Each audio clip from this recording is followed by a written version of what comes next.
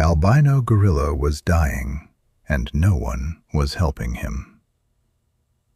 Then something unexpected happened.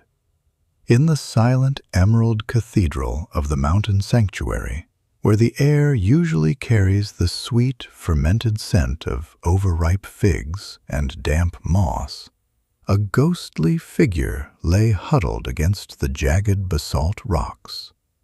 Snow White, a rare albino western lowland gorilla, young adult, alabaster white translucent fur, pale pink skin, piercing sky-blue eyes with a faint red glint, a jagged scar on his right shoulder from a snare, expression of hollow, agonizing despair, was a specter in a world of vibrant color. His breath came in shallow, rattling gasps that cut through the heavy, humid silence of the enclosure, each lungful of air smelling of the metallic, acidic tang of slow-moving death. For weeks, the sanctuary staff had watched in a state of paralyzed helplessness as the Great White, once a symbol of genetic wonder, transformed into a skeletal shadow of himself.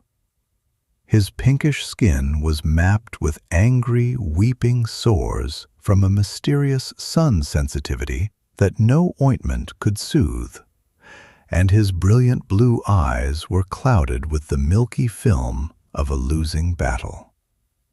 The most heartbreaking part of his decline was the social exile. The other gorillas, sensing the scent of the ending on him, had pushed him to the cold, damp fringes of the troop. No vet could find the pathogen, and no keeper could coax a single bite of bamboo past his cracked, pale lips. He was dying in plain sight, a white ghost fading into the mist, until a rainy Tuesday afternoon, when the heavy steel gears of the perimeter gate groaned open to admit a stranger who didn't carry a medical kit, but a battered wooden crate that smelled of ancient dust and salt water. Before we unravel the breathtaking mystery of Snow White's salvation and the unexpected miracle that defied every law of veterinary science, I want to invite you to join our journey. If stories of resilience and the hidden magic of nature move you, please hit the like button and subscribe to our channel. We'd love to know where you're watching from today. Tell us your city and the exact time in the comments below. Your support allows us to tell these stories of the heart. The history of Snow White was one of both majesty and isolation, a narrative written in the pale ink of his unique biology. Born 10 years prior, during a rare high-altitude frost that smelled of crisp pine and frozen earth, he had always been an outlier. In the early days, the sanctuary was a place of vibrant hope, the air thick with the citrus scent of blossoming ginger lilies and the rhythmic hooting of a thriving troop. Snow White had been the pride of the facility, his white fur glowing like a fallen cloud against the deep jade of the canopy. He moved with a fragile grace, his pink palms pressing into the dark, loamy soil as he learned to navigate a world that was too bright for his sensitive eyes. There was a time of deep connection, a period when he would sit for hours in the dappled afternoon light, the sun filtering through the broad leaves of the teak trees to create a mosaic of gold on his snowy back. He was a creature of the between spaces, neither fully of the wild nor fully of the lab, a living bridge between the known and the miraculous. The keepers remembered the texture of his fur, not coarse like his brother's, but soft as dandelion silk, and the way he would tilt his head to catch the sound of the mountain streams, his ears twitching in the cool, moisture-laden breeze. This was a bond forged in wonder, a time when his presence felt like a blessing to the mountain, a silent promise that even the most fragile could find a home in the green. However, as the sanctuary entered a particularly brutal dry season, where the sun hung in the sky like a white-hot coin and the air tasted of parched grass and wood smoke, the light that had once been his halo became his executioner. The transition was agonizingly slow, a gradual wilting of a rare flower. It began with Snow White retreating from the feeding platforms, his pale skin blistering under the relentless ultraviolet glare despite the thick canopy. He began to smell not of the forest, but of the cloying, sweet rot of infection.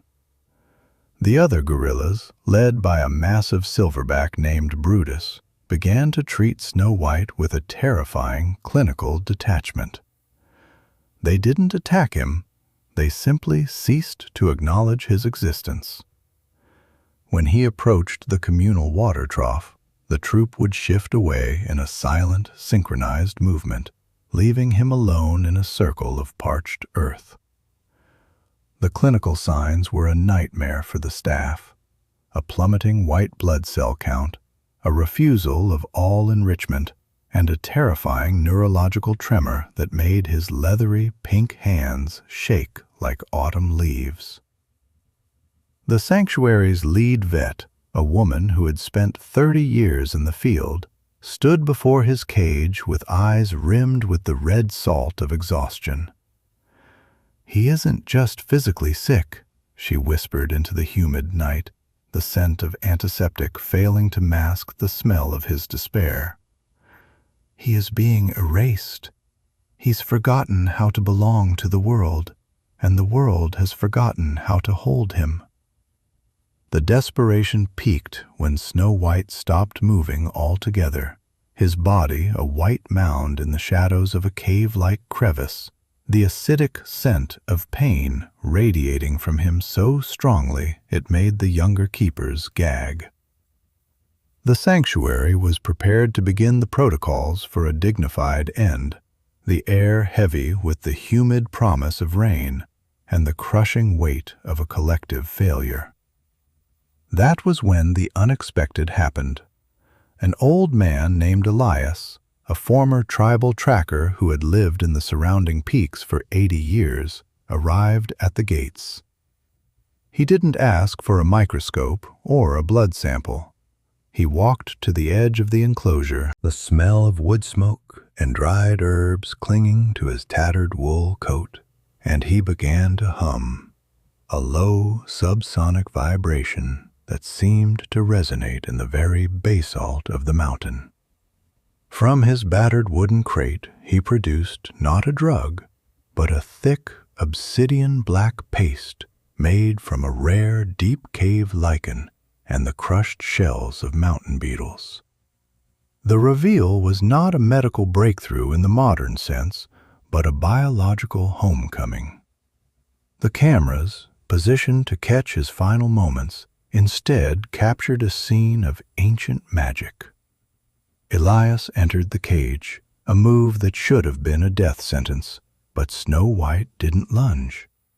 Instead, the dying gorilla let out a soft, broken whimper, a sound like a rusted hinge, and crawled toward the man. Elias began to coat the gorilla's weeping pink skin in the black paste, the texture thick and cooling, smelling of deep earth and ancient minerals. The why behind this miracle was a blend of forgotten ethnobotany and evolutionary biology. The black paste wasn't just medicine, it was a physical shield. It mimicked the protective melanin Snow White lacked, cooling his internal temperature and instantly numbing the nerve endings that had been screaming in the light for months. But the emotional truth was even more profound. The lichen used in the paste contained a pheromone identical to the one produced by mother gorillas during the first weeks of an infant's life. a scent of absolute safety that bypassed the adult gorilla's fear and triggered a deep, primal recovery mode. The cameras recorded Snow White's heart rate stabilizing for the first time in 90 days. The ghost in the machine was silenced by the smell of the earth. The resolution was a slow, beautiful awakening. Over the next 3 weeks, Snow White began to shed the black crust, revealing skin that was no longer angry and red, but a healthy, pearlescent pink. The first moment of physical reconnection with his troop happened on a morning when the air was crisp and smelled of pine needles. Brutus, the silverback, approached Snow White. Instead of moving away, the giant reached out and touched the white fur, which was now growing back thick and lustrous. They sat together, their breathing synchronized in the cool morning mist, a release of tension that seemed to settle the entire mountain. The smell of recovery was sweet, a mix of fresh bamboo and the clean, salty scent of a healthy primate. This story leaves us with a profound philosophical legacy about the unseen threads that connect all life. We often think of help as something that comes from a needle or a pill. But for Snow White, help was a return to the shadows, a restoration of his dignity through the wisdom of the earth. It teaches us that the sixth sense of animals is not just about detecting danger, but about recognizing the soul of a healer. Snow White wasn't dying because he was white. He was dying because he was lonely in his difference. Elias didn't just heal his skin. He gave him back his place in the troop by making him visible through a different lens. It's a reminder that empathy is the most powerful medicine we possess, a force that can bridge the gap between species and turn a dying ghost into a living legend. The sanctuary, once a site of impending tragedy, became a cathedral of hope, the air now smelling of damp moss and the steady, rhythmic pulse of a heart that refused to stop. As the years passed, Snow White became the silent guardian of the mountain, a powerful adult whose white fur caught the moonlight like a beacon. John, the keeper from our previous story, often visited the high-altitude enclosure, marveling at the resilience of the great white. The atmosphere of the sanctuary shifted. It was no longer just a place of rescue, but a place of listening. The staff learned to watch for the subtle shifts in the air, the way the leaves turned before a storm, the way the gorillas hummed in the deep night. Snow White's recovery had taught them that every creature, no matter how different, has a frequency that can be tuned back to health if you have the patience to find the right note. The scent of the enclosure was now a complex, beautiful perfume of life. The musky smell of the troop, the sweetness of ripening fruit, and the grounding, deep earth aroma of the black lichen paste that they now kept in permanent supply. The nights were the most peaceful, with Snow White sitting at the highest point of the basalt rocks, his blue eyes reflecting the stars, a ghost no longer in pain, but in power. The nights in the mountain sanctuary became a testament to this transformation. On the night vision monitors, Snow White appeared as a glowing, ethereal presence, a spirit of the forest finally at rest. He would build his nest from the softest branches of the teak trees, the texture of the leaves a comforting bed against the cool mountain air. He no longer hid in the shadows. He embraced the moonlight, his fur shimmering like silver under the velvet sky. The other gorillas would often nest near him, drawn to the aura of calm that now radiated from his massive frame. The acidic scent of pain was a distant memory, replaced by the clean, wild smell of the high peaks. John would stand at the observation window, his own mended heart beating in a slow, steady rhythm that seemed to echo the peace of the enclosure. He realized that Kojo and Snow White were two sides of the same coin, one saved by the sound of a heart, the other by the touch of the earth. The legacy of the albino gorilla remained etched into the culture of the sanctuary. It was a story of how an outsider became the heart of the community, and how a dying soul was brought back by the very things the modern world had forgotten. The sanctuary continued to flourish, a beacon of light in a world that often struggles to accept difference. The hibiscus still bloomed, the mangoes still ripened, and the air still smelled of damp earth and hope. But now there was a new understanding, a realization that the unexpected is often just a truth we haven't learned to see yet. Every visitor who caught a glimpse of the great white felt a sense of profound awe, a realization that they were looking at a miracle in motion. Snow White was no longer a specter of death.